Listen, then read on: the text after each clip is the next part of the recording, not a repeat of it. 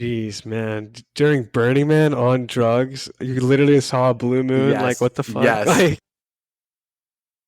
I'm Yuki, joined by my co host Reggie, and you're listening to Modern Day Hippie, the podcast about doing drugs in a responsible, fun, and safe way to improve your life. Before we jump into today's episode, a quick legal disclaimer. This podcast is for educational and entertainment purposes only. Our goal is to educate and inform others about the realities of substance use in an engaging format.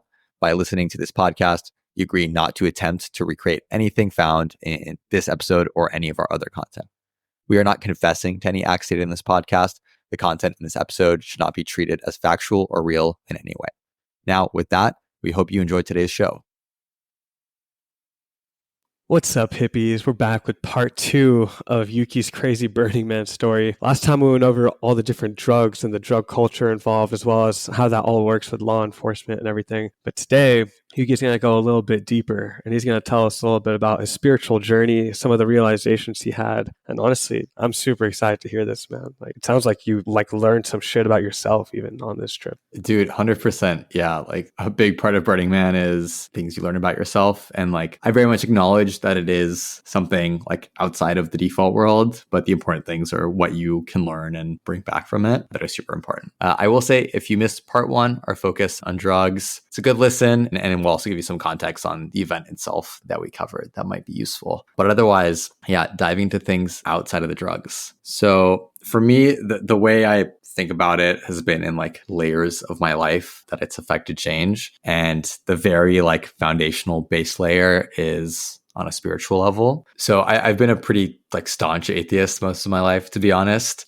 Didn't like grow up in a super religious household and never much saw the point of it. And I'm just a very like logical, mathy, sciencey person, etc. But I feel like I got to a point in my life about a year ago, I'm in my mid-20s now, where I'm like, I think spirituality wide, like there is something there, at least if anything, just to like believe in something and use that to like continue personal journeys of growth. And so I got like pretty interested in a few different like religions, schools of thoughts. I think what vibed with me the most was like Buddhism, but more just as like a set of tools to live a better life in terms of like mindfulness, gratitude, meditation, things like that. I never got too deep into the actual like true like spiritual, like closer religious aspects of it. And so I went into Burning Man with like that mindset, just like that's kind of where I was at that point in my journey. And Burning Man is just like the first time in my life that I've viscerally felt the presence of like energies and like auras and like vibes basically. And like the more I think about this, the more I'm like, dude, this sounds like the most like woo-woo bullshit like ever. Like, what am I saying? Like, I have someone who like believes in science and shit, but like, dude, like there's like something there, like just the energy that like permeates the air there. Like, even when you're sober, like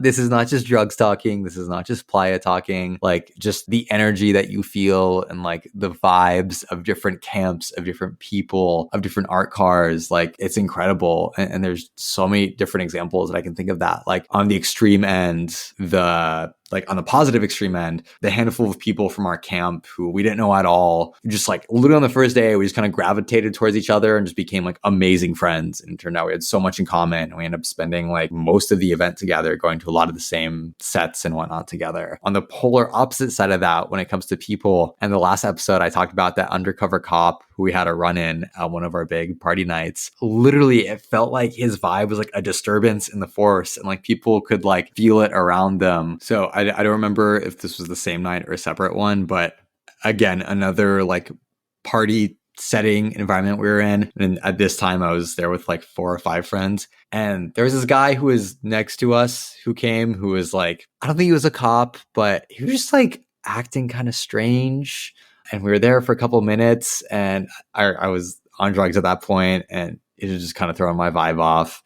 And I literally said to the group, I'm like, hey, do you guys want to like go back to camp and chill for a bit? And they were all like, you literally read my mind. And part of that was this guy was acting weird. I think he was just like super fucked up. But it's like the way I've like rationalized these vibes to myself is that when it comes to people, at least, it's like we all do these subconscious things, like these small glances, these actions that subconsciously also communicate a lot more to people around us than what we actually say. And I'm sure you have experiences with that as well. So like, that's like a pretty logical thing.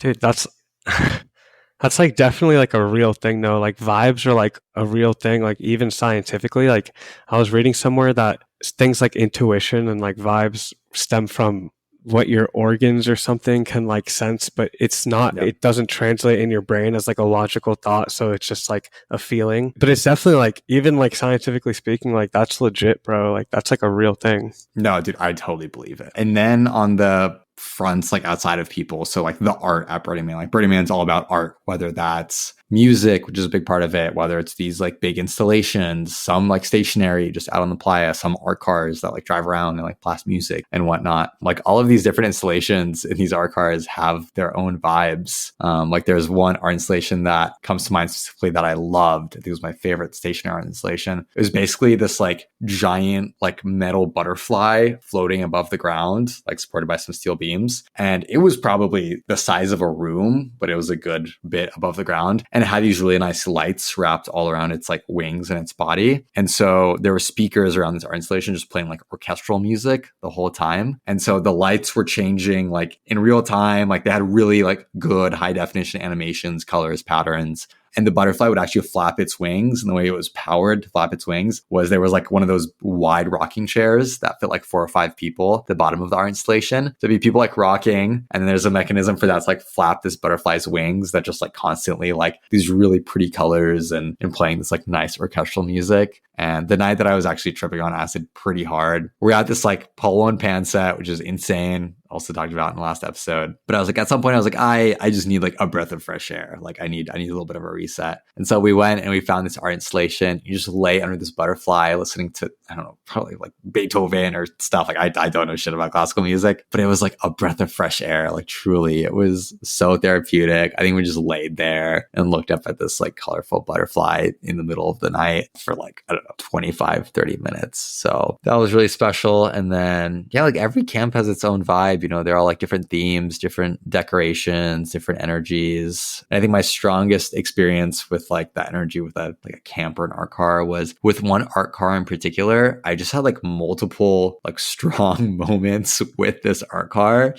and just felt like a draw towards it. So the first moment was, I think it was a Wednesday. No, I'm missing one days. Whatever. It was like the middle of the week. It's like middle of the night. It was like me and I think like 4 or 5 friends. We wanted to go out exploring in Deep Playa. And so Deep Playa is like the part of Burning Man that's like as far as you can get from the city. It's probably a good like 15-20 minute bike ride. And you're just out. Like there's nothing there. Like there's a few other people on bikes. There's a few random art installations, but there's no like camps or anything set up there. But in Deep Playa, there's these 2 sets of compostable toilets, which are a lot nicer than all the porta potties, which are in the rest of the city. It's like sometimes, so people joke that like, oh, these are like the nicest toilets at Burning Man, these compostable toilets. And we're like, all right, let's go to compostable toilets, see what we find along the way. And so we get there, and as soon as we're like done with the toilets, we get hit with like the thickest fucking dust storm any of us have ever seen. Like even people who had been in multiple Burning Mans before, they're like, we've never seen a dust storm like this. And the thing is, at Burning Man, whenever you're going out and about, like you have to be ready for this shit because these dust storms can come at any time. So you're always carrying face masks, you're always wearing goggles. So like, you know, ski goggles or whatever. And this storm was so thick, like I could not see my hand in front of me when it was outstretched. So our group is like huddling behind like compostable toilets against the wind. We're like huddling together. It's like, there's literally nothing you can do. And like, you know, it'll pass, but it's just like, you're just hunkering down. We're like, dude, this is fucking nuts. Wait, so you were just fucked until like it passed pretty much? Like you just had to just kind of strap down and wait? Yeah, that's all you can do. And that's just like, that's the knowledge that every burner knows. Like it will pass. They usually don't last that long, but it's like, even if you want to go somewhere, you couldn't. Like the wind was blowing our bikes over. Like I couldn't see anything. Was there like a shit smell in the air from the compostable toilets? Nah, it was fine. Honestly, we were really lucky that we were by them because we could kind of put them like between us and the wind, and that helped a little bit. But dude, even with like our face masks and stuff, like I think I breathed in so much dust. Like the next couple of days, like my throat was fucked. Jeez, bro. Yeah, and then with the vaping too. Exactly. Yeah. And so the dust has very fine particles and it has this high alkaline content. So also like it sticks to things. if you don't clean it off of like your bicycle or stuff when you get back, like it rusts things really quickly. So it's like, it's gnarly. Like there's very little living things out there. And the reason Burning Man Perfect is there, place, man. exactly. Yeah. It's because it's inhospitable, like truly. And so we're hunkering now. I don't remember how long it was. Like we're all on some different drugs. We're like trying to keep our spirits up and just kind of like huddling and hugging it out. Be like, it's gonna be okay, guys. It'll pass. And eventually it thins out a little bit. And I see the nearest art car. It's this awesome art car that looks like a giant iceberg, like covered in lights and shoots out lasers and stuff. It's like 3 stories tall. It's fucking awesome. I'm like, all right, we're going to that art car. Dude, we get there and just like the vibes are amazing. Like they had a great music playing, a great DJ, whoever is on. And we go and we board the art car. And so some art cars are kind of pretentious about like letting you on. Some are more chill. This one was super chill. And just I remember getting on. It was like a breath of fresh air, both because the dust storm had passed literally, but also just like, I don't know, the detail in this car and the vibes of the music they were playing were just like 10 out of 10. And so I think we were on this art car for like an hour, just hanging out, talking, like looking at, probably the, I don't know, 50 to 80 people out there dancing, just out on Deep Playa. Like there's nothing else around us. So that was like very good vibes. And even after that, I was like, all right, I like this car. Like I like the, you kind of get to meet the people who like work the cars, volunteer the cars, whatever. So everyone had good vibes. And then on burn night, so this is our final night at Burning Man. And so the man burned at like 9:30 p.m. And then after that, just like a massive party. So like during the burn, all the art cars and pretty much everyone in the city like collects around the man. And then after that, some of our cars will go off and like host parties and whatnot. Some will stick around.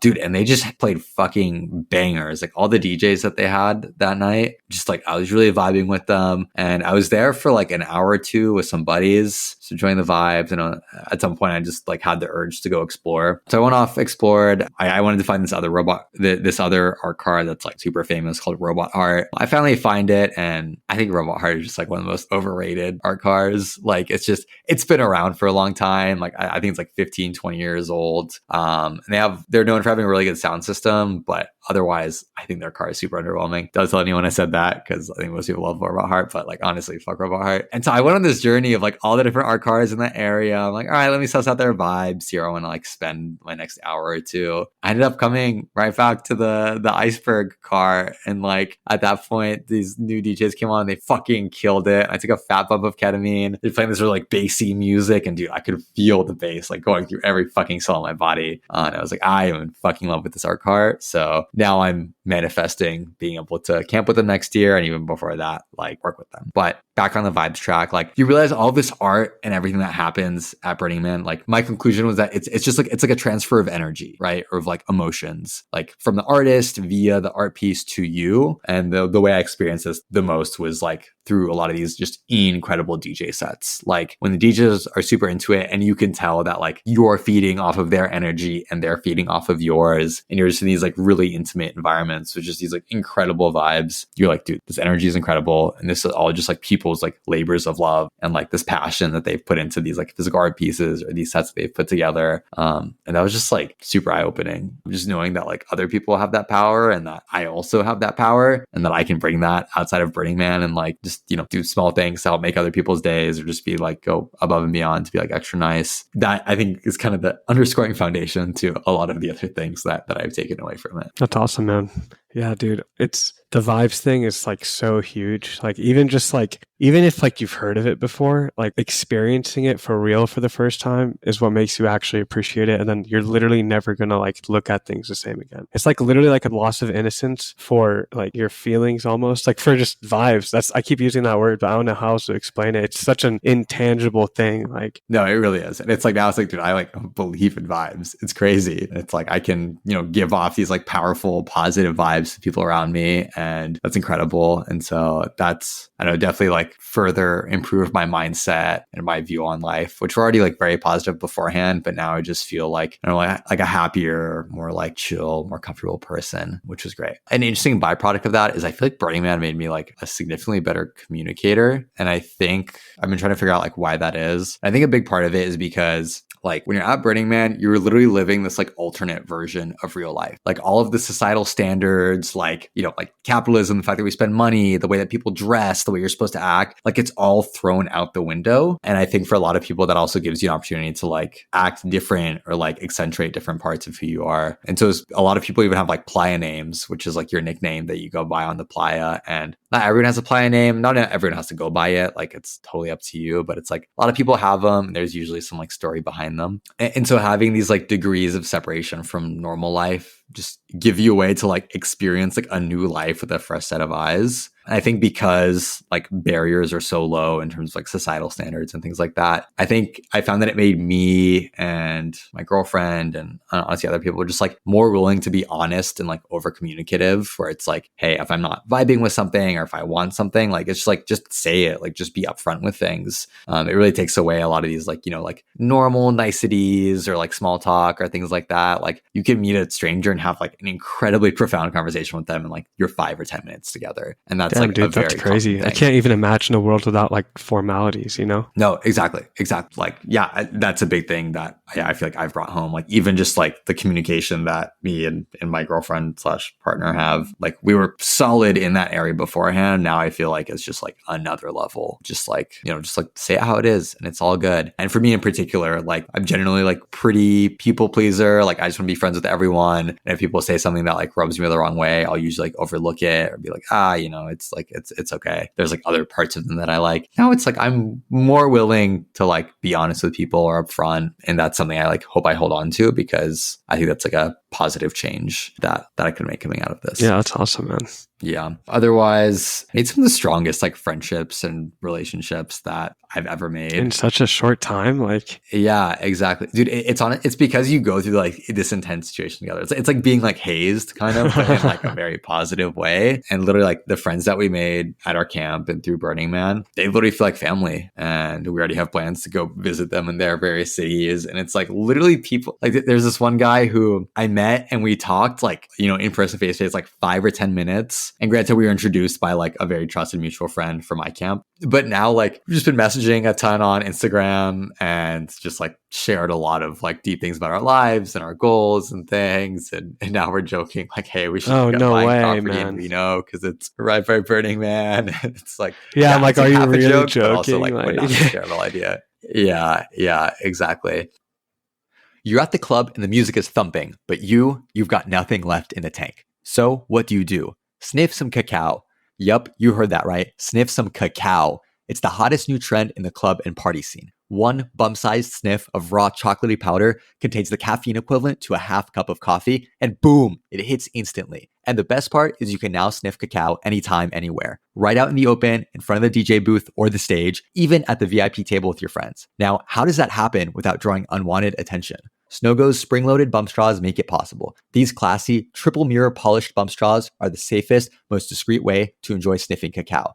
In fact, you've most likely already seen people wearing Snogo's bump straws as pendants around their necks without even knowing it. Discover why sniffing cacao using Snogo bump straws is being called the biggest revolution in partying since the invention of rock and roll. Jump on over to snogostraws.com to learn more. That's SNOGOSTRAWS.com and use discount code MDH15 at checkout for 15% off your entire order. Yeah, and then even on the level of like just like some hobbies and things I want to spend some time on, like for me, Burning Man brought back a lot of memories of like music. Honestly, like I feel like I used to be a lot more like musically inclined, and I was never very good at like playing music. But at some point, I had a deep curiosity and like DJing, and I like made some random songs on GarageBand as a kid, and like forced my parents to listen to them, even though they're probably god awful. And it just kind of like reawakened those memories. We had so many just like soul awakening experiences at some of these like DJ sets. I was like, dude, what I wouldn't give to be able to like provide that feeling and that energy to people. I think one of the most memorable DJ sets we went to was this thing called Taiko Sunrise. So Taiko is this guy who plays like pretty chill EDM. It's kind of like spiritually vibes or whatever. And every Burning Man on Wednesday at Sunrise in Deep Playa plays this like just beautiful sunrise set. And like sunrise sets are honestly like probably one of the biggest things at Burning Man. And so dude, like we're out in Deep Playa. There's like 5 or 6 art cars just make this like big ring around the trash fence, which is basically the border of where like the Burning Man permitted area ends. And you're like, not allowed to go over it. And like they form this big circle, and there are probably like a couple thousand people there just out in the middle of fucking nowhere before the sunrise. This music comes on, and then right next to us, this big just circle opens up, people doing like fire dancing, with like the sticks and the poles and the poi and whatever. And it's all like organic. Like it's just like none of this is planned. Like, these people just like showed up, and like just that with the sunrises. And dude, I wish I could communicate like how fucking amazing the sunrises are on Playa. Like, sunrises in general are cool, sure, but it's like just out there, like you're in the desert and you're surrounded by these mountains.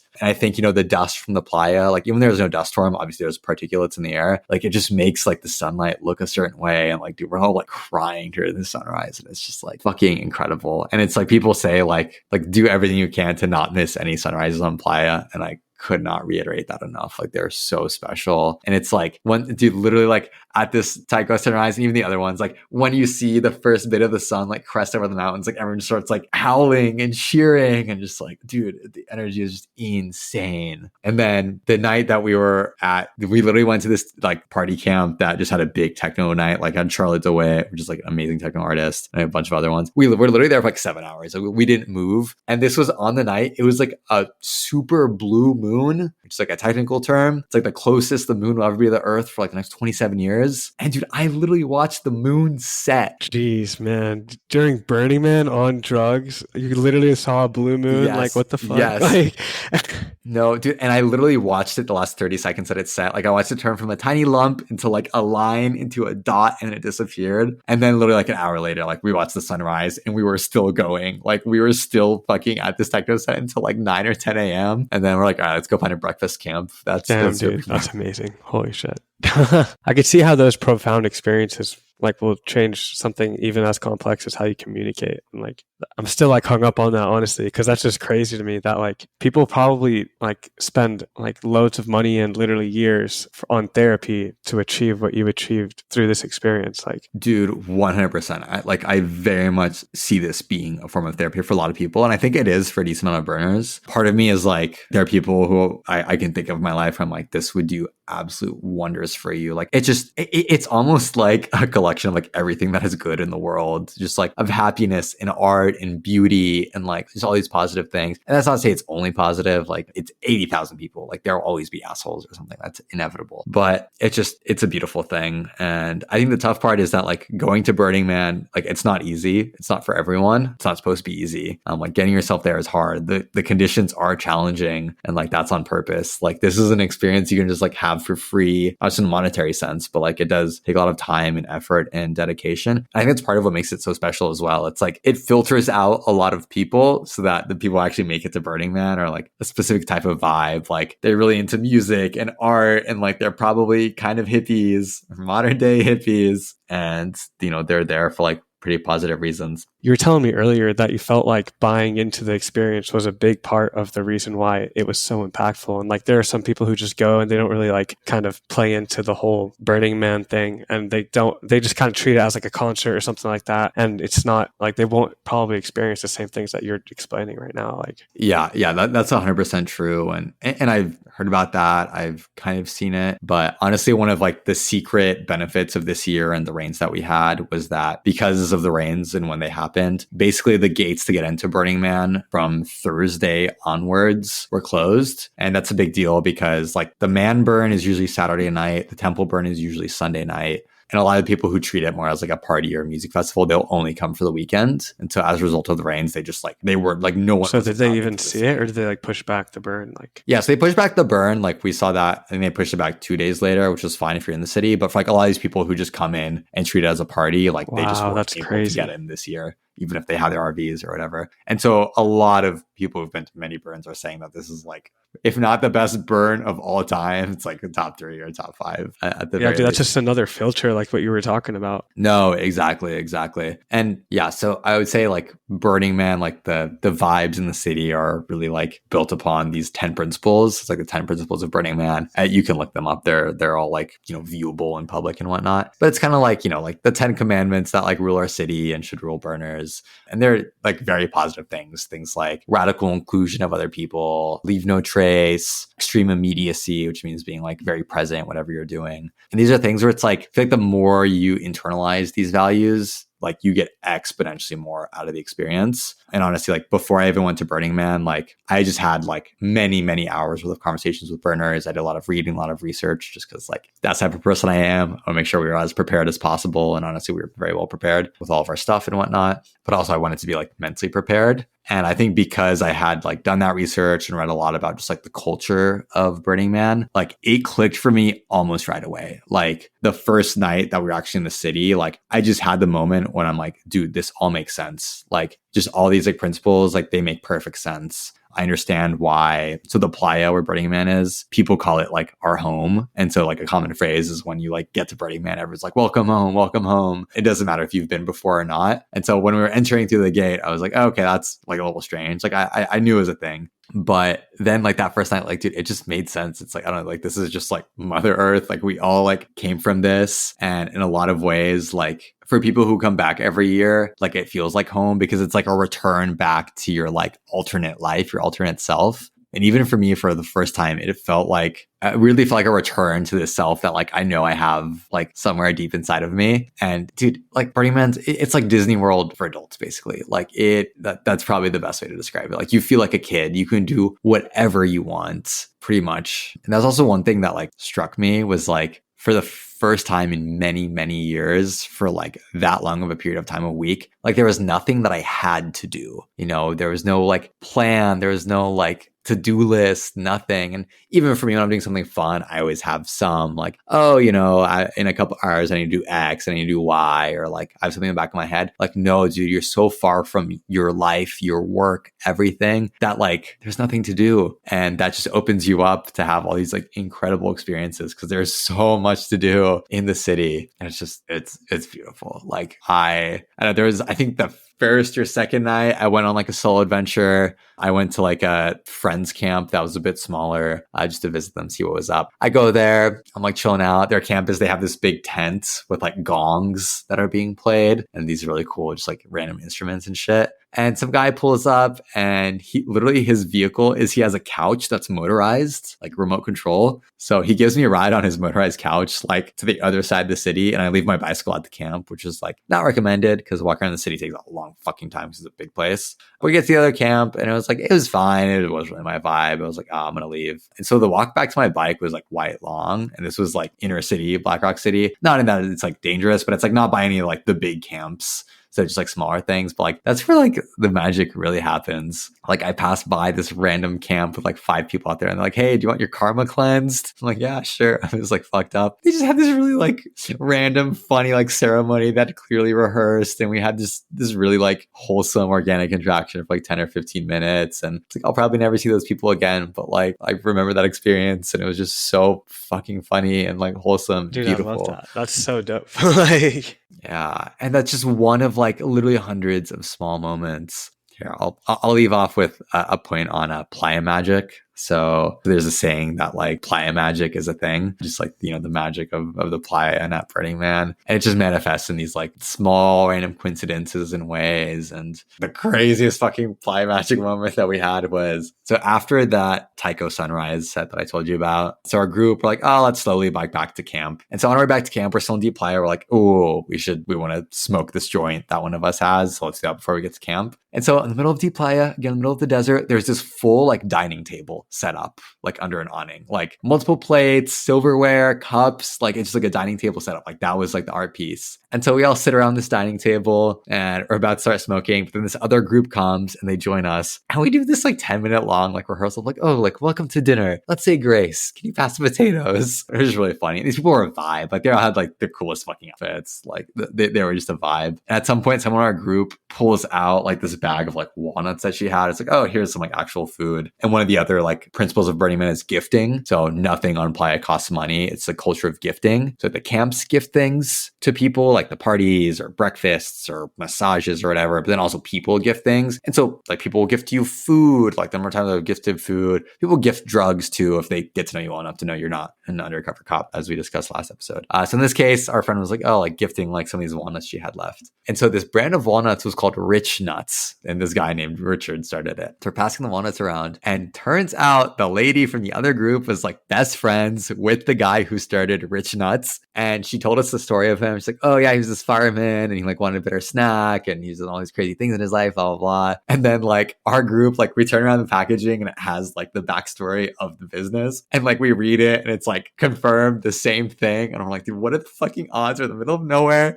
We pull out this bag of random walnuts that she bought at like some rest stop, like in buttfuck Nevada. And we're here sitting next to like the best friend of this guy who started this company. Dude, we're like, that is wild. What the actual heck? Like the coincidences are just magic, insane. Man. Playa magic. No, dude, literally. Yeah. Yeah. And there's so many small moments like that. And I will say like Burning Man brings a specific like type of people together, but dude, it's a lot of like hella successful people too. Like, you know, people be like, oh, I just met like the dean of so-and-so or the CEO of so-and-so or like, dude, yeah, I had like crazy shit. Like prestigious professors in college that would go to Burning Man and talk about it and like talk about some of the exhibits they did and stuff like that. And I'm like, damn, like that's dope. And I'd never really understood what they like, why they were hyping it up so much, honestly, until you told me about your experience. Like, yeah. And it's like one of the principles is like radical inclusion, and the org tries to do that as much as possible. And it's like, so it's like there are like a few filters you have to get through other than like wanting to go and, you know, thinking that you'll, you know, be okay and have a good time. I would say like the money thing is like part of it, but it's not a big one. So for me, my ticket and then half of a vehicle pass, which I split with my partner, was like 800-ish bucks, which is like decently pricey, but it's not that much more than you would spend on like a weekend camping festival. Like, you know, like I think you know, like Coachella is even more than that, or, you know, just like a random, like any like camping festival. And then beyond that, what you pay is like completely up to you. Like if you want to really ball out and get an RV, it's definitely more comfortable. It costs you a good bit of money. A lot of people will just camp. Like you bring a tent. People already come on their motorcycles, dude. Like literally just as long as you bring what you need. Or a lot of people have friends bring what they need. Like that's a pretty common like burner like cooperation thing. So you can literally spend like just what you need on like food and water and just use like the tent you have in your garage or something. And then also like camps, like most camps have dues, but most camp dues are like, I would say anywhere from like $100 to $300. And you don't even have to go with a camp. Like a decent amount of the city is just allocated for open camping, which is like first come, first serve. I definitely think going with a camp is like a little more fun because it gives you that like instant community, especially for a first time. But like if you want to do Burning Man, you could do it for like $1,000 probably. And honestly, this year, like a decent amount of tickets were selling for under base price as well, because last year's burn was apparently quite tough as well. Like it was a very hot year, a lot of dust storms. And as a result, it scared off a lot of the billionaires and the sparkle ponies, which is the technical Playa term for just like, you know, Instagram models and stuff, or just they're like look hot, all kind of wear the same outfits and don't really do much else on the Playa. Bro, that's so funny that they're labeled like that. It's like a thing, yeah, bro. It's like a known term. Like every burner knows what a sparkle pony is. Yeah. And then I think the other thing that makes kind of more exclusive beyond the monetary is like, I think just a lot of the open-mindedness and the ideas at Burning Man like are inherently linked to being at like a point in life where you don't have to be, where you're not as like financially concerned, let's say. And so what I mean by that is like, you know, if you're struggling financially, then you're probably not like really into partying or like the drugs associated with partying or things like polyamory or shit like that. That is like, you know, pretty par for the course at Burning Man. And so that's definitely something I noticed where it's like, yeah, the average person at Burning Man is like probably a dude in his 30s who has a decent amount of money, usually white. Like diversity is something the org is normally working on, and they do have programs to basically give like scholarships for people for reduced price or free tickets. But it's like it attracts a certain vibe, and more people are learning about it, more people are going for better or for worse. And I think slowly but surely it's going in the right direction. And honestly, I think this year and last year being like tough years is also a blessing in disguise. It's going to scare off a lot of people who like aren't totally on board with the values necessarily and are just there. They just treat it as a music festival, and that's really not what it is. Like it is a society where everyone contributes something, and like those 10 principles of Burning Man, like you can live those every day of your life. And a phrase I was hearing towards the end of the week was like, you know, like Playa magic doesn't have to end, and like what you learned at Burning Man doesn't have to stop. It's just like up to you to carry that on and integrate those things into your life. And there's this big reintegration period afterwards where it's like, you know, everyone's just taking time to not only rest, but really reflect. And like even now, dude, it's been like like a week, like literally all I can think about, all I can talk about is still Burning Man. And every day I'm like journaling about it. Like I have this like guided list of questions that my friend gave me. I've written like paragraphs and paragraphs and it's like personal reflections, a lot of things I like talked about on this podcast, but like way more than that too. It just kind of becomes just like the center of gravity for your life. And I'm obsessed. Like I'm already thinking about next year. Like homies and I are already talking about next year. I'm going to see these people again in like a month or That's two. I'm awesome. going to go visit them. Like, yeah, it becomes, dude, it becomes like another like college experience almost, like in the sense that like, you know, your college experience is very impactful. You do a lot of crazy shit, a lot of crazy things happen in 4 years. Like, dude, Yeah, imagine that that's experience nuts, but in a dude. week. And you come back to that every year. And there's like hella fun and parties and music and drugs involved. Like, oh my God, it is like the single coolest thing on planet Earth. I swear to God. Can't even imagine, man. I definitely need to go at some point. It's on my bucket list for sure.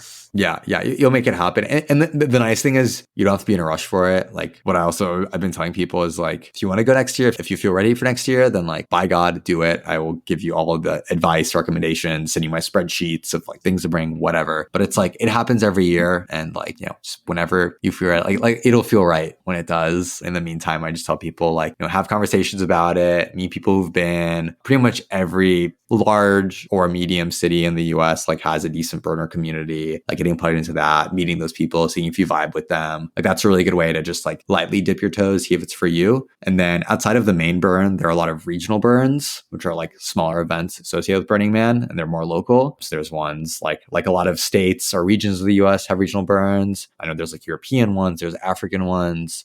I've heard that mini Burning Mans is not the right way to like refer to them, but it's similar vibes, but they each have their own kind of unique take on things as well. And if anything, it's just like a opportunity for like the burner community in that area to like come back together. And I've heard really good things about a lot of these regional burns, and they tend to be close to like 3 to 4 days as opposed to a week. So like that's a good way to dip your toes as well. That's so dope, man. There's so much more that you could talk about, I'm sure, man. Dude, literally, I could go on forever. Well, fuck. Maybe some other time we'll have to unpack some more of that. Yeah, I'm down. But I think for now, this will suffice. If there's any questions that you guys have as listeners about Burning Man, more than happy to oblige. Like, I truly think it is one of the most incredible, life-changing experiences anyone can have. And it would bring me no greater joy than to be one of the reasons why anyone goes on Playa for their first time. I love it. And with that, that's the pod. Truly, thank you for listening to the show. We seriously fucking appreciate it. If you want to help us out, just leaving a rating or a comment, you know the drill, would be incredibly helpful. But more importantly, share the knowledge and the love with your friends. Make sure they're getting the information they need on this topic that is so underserved and underappreciated in today's society. We'll see y'all next week.